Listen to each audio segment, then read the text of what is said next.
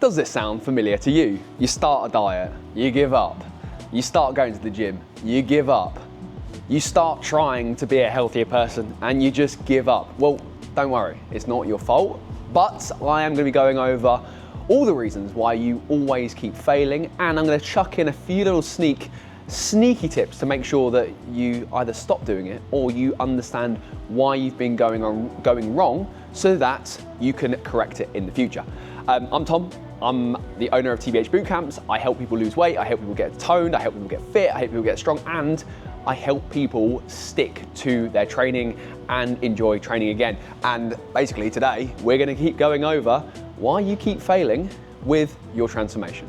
Okay, so number one, going all or nothing. You might have heard this mindset at some point across your life, and some people, they live by this quite proudly, and it's not a good thing, it's not a bad thing, it's just a thing. And I think the reason why I want to bring this bit up first, this all or nothing mindset, is because used in the right way, it can be very effective. However, this, and I'm going to highlight this, nothing, that is the important bit. Being all in is amazing. Being all in on business, being all in on your family, being all in on work, being all in, all these things can lead to amazing outcomes. But when it comes to your nutrition, when it comes to your diet, when it comes to your training, going all in or going all or nothing, this nothing point is the point where unfortunately is always going to keep holding you back. And unfortunately, if you've not already got those habits in place, you're always going to revert back to this nothing point. Now, the best example for this is going on what we would call like quite an extreme style of diet or extreme style of training. You've gone from doing nothing to suddenly training like 8 times a week. Like, realistically, if you can't stick to it for more than 2 or 3 weeks, you're not going to be able to stick to it long term. It's the same with dieting, or trying to eat better, or trying to eat in a healthy way. You go from having 4 takeaways a week to suddenly cutting every single thing out. You never drink a coffee again. You never even look at a slice of chocolate. You never even look at a piece of chocolate. You don't even smell a pizza. You'll never ever be able to stick to it. So this going all or nothing, or this all or nothing approach is a problem. And it's a problem when, like I said, this back end isn't covered. Because if we can go all in onto your nutrition and onto your training and onto your lifestyle change, and then make it work and then keep it going, we're gonna be all right. The issue, and as I keep coming back to it, is going too hard too soon. So not a fix, but the quick fix to this is going to be just dialing down and setting some slightly more realistic targets. So rather than going, like I said in that example of going from doing no training to like 8 or 9 training sessions a week, let's just start on 3. That's the realistic amount that you can fit into your life, and the realistic amount, like if I said to you, oh, you had to train 8 times a week for the rest of your life, probably you're going to be like, no. If I said to you, you had to train 2 or 3 times a week for the rest of your life, you think, that's slightly more doable. That's the training example, number 1. Let's go into the nutrition. Rather than going, right, I'm gonna cut out every single carb in the world, never even gonna look or smell a carb ever again, you can go, right, I'm gonna reduce the amount of carbs by 20% every day. Doesn't sound too bad, all right? Small, realistic changes to start. Go all in on those small changes and don't fall off on that. Right, number 2, not having structure or accountability. This is probably the most common one that we see with clients coming in, or potential clients coming into TBH Bootcamps. The reason that people fail and why pretty much everyone fails is there's a lack of structure and a lack of accountability. Now, let me explain how I kind of frame it to clients. Now, you don't have a problem, well, okay, most of you don't have a problem going to work every single day. You just do it, don't you? You get up, you've got to be there at 9 o'clock or whatever time you start. You know that if you don't turn up, you're going to get shouted at, or you're going to get told off, or you're not going to get paid. You know that you finish at 5 o'clock or 6 o'clock or whatever you finish. You know that you've got to get out so that you can either go and pick your children up, you've got to get home for dinner so you don't get shouted at by, there's a lot of shouting here, but you know that you have to be there, and you know there is a consequence if you don't turn up, all right? So it's not that you cannot be accountable, it's not that you can't do this, it's just the accountability is lacking in this area. So We know that every single person can be accountable. Like, you're never gonna forget to feed yourself, are you? Like, well, I hope not. And again, unless you're a child, that shouldn't be happening. But like, you will always eat your dinner, okay? Because you have to. And in the same way is if we bring the accountability and we bring that structure in place that makes it easy to be accountable, then we can basically keep you training. Now, the reason that accountability is quite hard is because when accountability comes from yourself, you know, I'm useless at keeping myself doing it. I will never, I'm pretty rubbish at training on my own. It's not until one of the coaches turns up and says, oh, come on, should you be training? Then I think, okay, I need to do this. The accountability needs to, or for a lot of people, needs to come externally. You know, maybe just start. It was something that can build in as you begin, you know, getting used to it and having the structure. But like, at least initially, that accountability needs to come from that external source. Or you need to get to a point where you are in so much pain, and when I say pain, not literal pain, but like pain as in the change needs to happen, that you will force yourself. But it's still that force of just making that first step that needs to be backed up with this accountability. And I'm gonna say structure as well. Now, the reason I say structure is coming back to that timing example that I used earlier. If you know you have to be there at a certain time, more than likely than not, you're gonna be there, okay? Yeah, fine, you might be a minute late or whatever, but like, when you see, okay, right, oh, I've got to be there at 9 o'clock, and you see 10 to 9, you're like, oh my God, I need to get going. It's gonna force you to get there. When you have no structure, and when you don't have a place to be or a thing to do, or even to a point like if there's too much flexibility, which I think a lot of people think they need because they've got super busy lives, if there's no structure in place, nothing will happen, okay?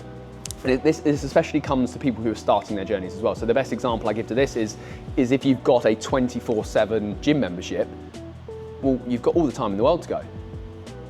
That then means you don't go. And I know I speak to a lot of people about this, is that like, you need that set start time to make you rush, to make you go, right, come on, let's do this. So my best advice to this is setting, number one, start times. You know, start times without a doubt work. Booking on is number two.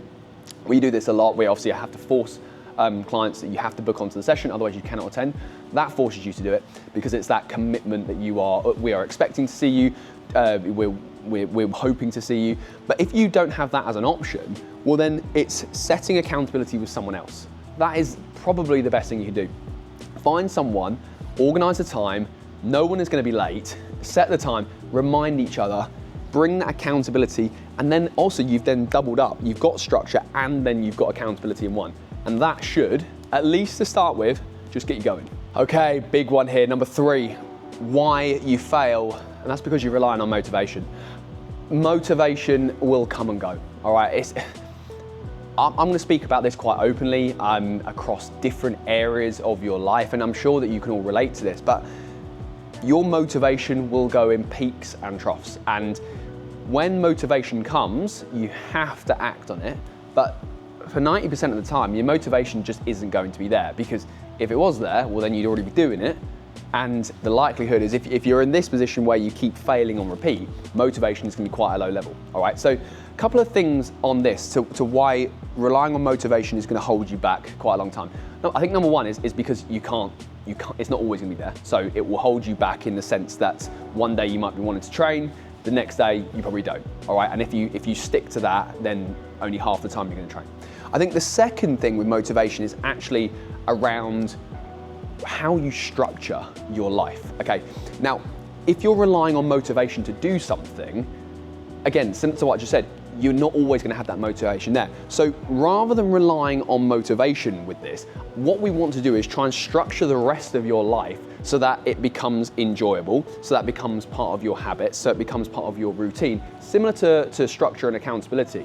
This almost needs to be replaced with that structure and accountability, because if it is part of your life and if it is something you just do automatically without even thinking it, like the amount of times where I used to, so I've come from a swim background, and you know, again, I used to have to get up at I used to start training at 6 o'clock in the morning. You know, obviously you get up at 4:45 just so you can get up and eat your breakfast. Half the times when I was just there, it was one, that's because it was structured in and I had to be there and the accountability was in place. But two, it was just like habit. You know, sometimes I would turn up and be like, how the hell have I even got here? And it's because it's just part of your routine. So At that point, I know that I probably didn't want to do it, but I just did it anyway because it's part of your routine, part of the structure. This is so linked to the second point, all right? Because the motivation is going to come from the structure and the routine. And then once you start building the structure and routine in, you can then begin to rely on motivation for those little wins. You know, you will get more motivation from just feeling good. That will just happen. So, you know, when you start moving, if you've gone from doing nothing to suddenly feeling amazing, you're gonna get a bit of motivation from that. You're gonna start seeing a bit of motivation from losing weight. You know, if you're someone that wants to lose weight, seeing those first couple of pounds come off and be like, yeah, actually, I can do this. That is that starting point though.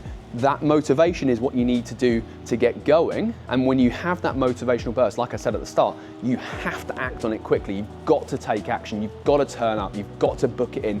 You know, like the example where I said earlier when it was about, you know, booking in with your friends to turn up or turning up to the gym, that is the point where you need to act on it. When your motivation is there, and then use the rest of the structure, rest of accountability, so that you don't have to rely on the motivation long term. I think just one more thing, just adding to this as well, because motivation, structure, routine, they all are very, very linked together. I've got into habit stacking, and it's something that I try and encourage all of our clients to do when it comes to things where either you're not doing them and you know you're not doing them, or you've got the space and you've got the brain space and you know you can do it. You just need to link it to something else. So habit stacking is something we encourage a lot of our clients to do. One, more so linked to nutritional commitment and being able to stick to your food plan.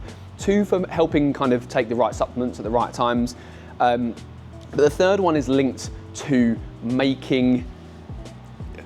basically not relying on this and making the actual doing it process a little bit easier. So little bits like, you know, getting your clothes out the night before. Making sure that when you get up in the morning, you then see your clothes, and you might have, like, let's say your pre-workout on top of your clothes, that you know, cool, right, as I get changed, I need to set up my drink. You know, for example, having your shoes, your trainers out in front of the door to say, oh, right, come on, remind yourself. Another thing could be, you know, making sure you've got your water bottle already in the car, so that you know that you don't get to the gym and be like, oh, I forgot my water bottle, can't train. No, actually, it's already there. It's like the whole thing about bedtime routines. You know, it starts with just brushing your teeth. You know, okay, cool. Well, then it's brushing your teeth, and then it's doing your moisturizer. Cool, right. Oh, well, then it's brushing your teeth, doing your moisturizer, and having a shower. Ah, okay, cool. That's suddenly 3 things that all come from just brushing your teeth. Habit stack the things together to make it that little bit easier long term. And sorry, I feel like I'm just adding more and more to this because I just keep thinking of more things.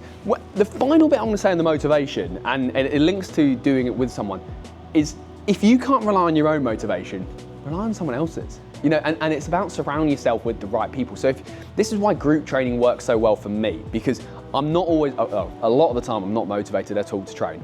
So I need to be around people that are either, we're all in it together, you know, we're all going through the same pain, we're all going through the, oh, I can't be bothered, but then, you know, you're kind of all there together, so you're ready to do it.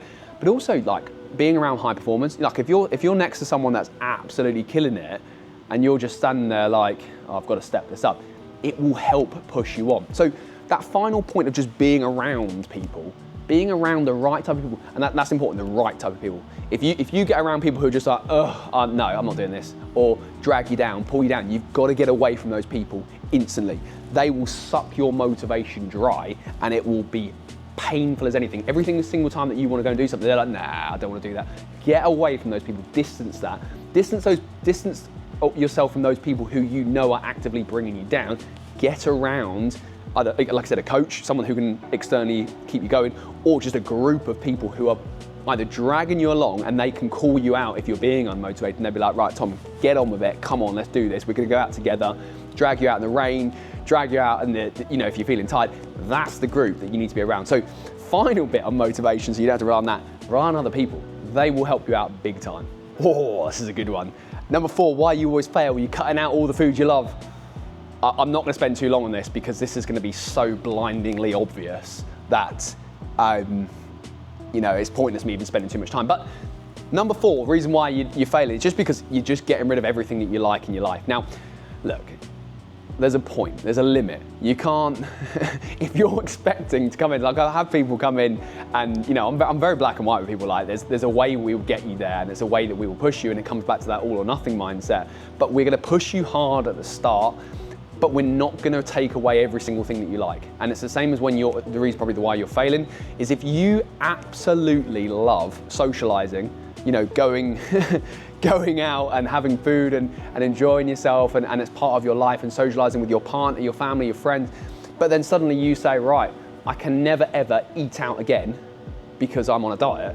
Well, is that a life that you want? No, obviously not. So you will never stick to it if that is, and it's the same with certain foods. Like again, you can't be having like 15 burgers a day and expecting to lose weight, but like, rather than just cutting every single thing out and going, right, I'm never even gonna look at a burger again, you go, right, cool, once a week I'm gonna have a burger. If that's the thing that you love and you know that if you can have that thing and it keeps you going and it keeps you motivated and keeps you interested, do that. The issue is gonna be if you cut everything out. It's the same as like people that cut carbs fully out. Like, great, yeah, look, you can, do you wanna do that for the rest of your life? If that's the question that you need to keep asking yourself, and if the answer to that question is no, well then, yeah, probably, unless you've got that follow-up plan that is gonna 100% work for you, this is why you keep failing. Because, you know, like I said, if you cut out carbs for the rest of your life, is that something you wanna do? For me, no. For some people, look, fine, if you can do that the rest of your life, be my guest, go for it. But like, realistically, I wanna eat chocolate, I wanna have a burger, I wanna go for a drink, I wanna have a pizza once a week or something. Look, we might have to dial it down, but we never ever cut every single thing out, because as soon as you lose that love and lose that love for the lifestyle won't stick, okay? And that's a very important factor to being successful with losing weight and getting fit and getting strong, is you need to have that love for it. And it comes back to the structure, comes back to the routine, comes back to the motivation. If we can just make those things easier, you will be okay, all right? So number 4, why you keep failing, you're cutting out absolutely everything of the things you love. Right, number 5 then, probably, I'm gonna say the most important bit, and this is the number 1, to be fair, I've written this the wrong way. I've said the number 1 reason. This is the number 5 reason, but this is the final point and probably the most common point. That and accountability, but they kind of go hand in hand to why people fail. And actually, I'm gonna bring this board a little bit closer. You can see this. Doing it alone. If you do this, again, if you're someone that keeps failing on your own, and just generally that keeps failing anyway, it's most of the time it's because you're trying to do it on your own. Okay. I'm gonna pull a few examples here just to make this kind of hit home as well, because it's not your fault. It's just that it's not been explained in the right way to make it logical, to make it make sense. And that's okay, because, you know, unfortunately we live in a world where it's not made easy to do this, but the reason you keep failing is because you keep trying to do it on your own. If you don't know what to do, doing it on your own won't work. If you don't know what to eat, doing it on your own, you're not gonna know what to eat, you're not gonna know what to stick to, you're gonna underdo it, you're gonna overdo it, it won't work. If you're doing it on your own and you've got no motivation, like what's gonna happen when you've not got any motivation? You're not gonna turn up and do it. So doing it on your own or doing it alone is gonna be that main reason to why you keep failing, because you're lacking the accountability, you've not got the motivation, you've not got someone pushing you. You know, when you, say if you're in the gym and fine, let's say you're that person who does know what they're doing, you've got your diet sorted. When you're on your own, you're having a rubbish day, do you think you're gonna train harder? Do you think you're gonna get more out of the session if you've got someone next to you, someone pushing you, you've got your friends there also pushing you, training hard? Do you think that's gonna be better or worse? Obviously it's gonna be better. So doing it on your own is probably the hardest thing to stick to. And unless, actually, I mean, it's a good point here. Like, I always use the example of like, unless you're like some crazy athlete who has just got this like tapped mindset that you just train and train and train. But there's a reason that athletes and Olympians and footballers and everyone have a coach. Because if they don't have a coach, they'll probably still do it, but they will get more out of it. It will happen quicker, it will happen more consistently, and it will just stick. Again, it's about making it a lifestyle. If you come from a sporting background, this won't be a hard thing to understand, because, you know, like if you've been part of a team, when you're part of the team, you train harder. You don't want to let your teammates down. If you've not come from a sporting background, I'd try and link it to work, try and link it to family, try and link it to school. You know, were you someone that when you struggled at school to understand something, and look, unless you're an absolute genius and you know everything and you know the school system's broken for you, then fine, ignore what this, but this video's not for you. Were you that person when you were struggling at school, if you reached out for a bit of help and they showed you how to do it, suddenly it becomes a hell of a lot easier? So why, and I say why, okay, I know why because the system's broken, but like, why then would you try and do it on your own? And secondly, if you found something that works with a group or with a team, or you know, you found that accountability, why then think you can go and do it on your own afterwards? If you found the thing that works, stick to that. So find a team, find a coach, find a group of friends. Just find a group, probably groups rather than a two, because if one backs out, well then that's the whole thing done. So look for more than just one or two people, but find that clique, find that group of people that you can trust, you can rely on to drag you through it, like that motivation doing it with other people, and you will be okay, all right? But yeah, team, there's 5 reasons there to why you're probably failing, and hopefully that resonates with you. I'm gonna be doing a follow-up video to how then we correct this, but I've given you a few little sneak peeks in there to what we do and what we kind of try and drill into our clients and how we help them. And I think it all starts with clarity. It always starts with clarity. If you don't understand why you're failing, you'll never be able to sort it. And it's something that we go through in the consultation when we help all of our clients understand why they're failing. Remember, it's not your fault. Like, I know that feels very wishy-washy and very woke and fine. It's, you know, gold medal for everyone. No, look, it isn't your fault to a point. You just don't know, or you don't know what you should be doing, and hopefully this makes it clearer, because now that you understand why you keep failing, it's like, right, cool, I can do this. It will be your fault if you then don't take action on this and you just keep moaning that, you know, you're overweight or you're not happy and you do nothing about it.